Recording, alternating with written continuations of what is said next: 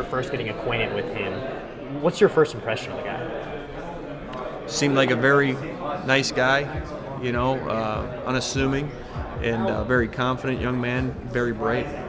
And so over these past, couple off seasons where he's, been such a key practice player and has developed within this offense, I mean, how much has he grown as far as just his presence on the team and everything that he brings to the table? I think we're still we're still continuing to see, I should say, his progress, and now that he had played, being able to see exactly where he's at, because when you get practice reps, it's not the same as game reps. So being able to evaluate the film on game tape is pretty important and gives you a good indication of where you're at. What does it say about a guy who's buried on the depth chart for a couple of years, doesn't see the field at all, and really works his way up and takes advantage of opportunity? I mean, this is a guy who could have quit a long time ago.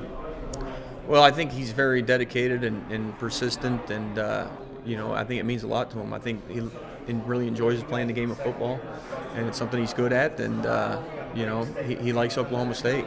Right, and one thing that he had said after the game on Saturday was that he and JW did talk a little bit. He gave him a little vote of confidence, and that relationship is good. From your meetings in that quarterback room, I mean, are these two guys, they're pretty close, tied to the hip, friends and everything?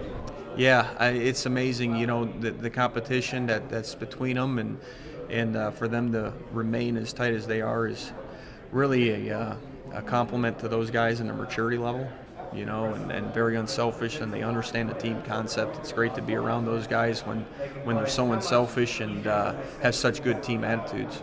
Now that you've seen the film, can you pinpoint when JW got injured? Do you know when it happened?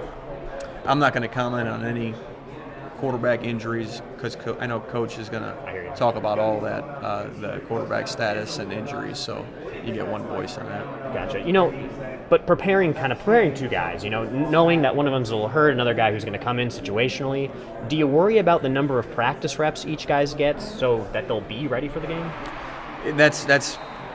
That's very important, and that's something that we talk about and discuss at length in meetings. Yeah. The amount of reps, what percentage, are very important, and you have to give yourself the best chance at winning. Yeah. And preparing the guy that's going to play, and those practice reps and the percentages are really, really important, and something that we try to hammer out each day.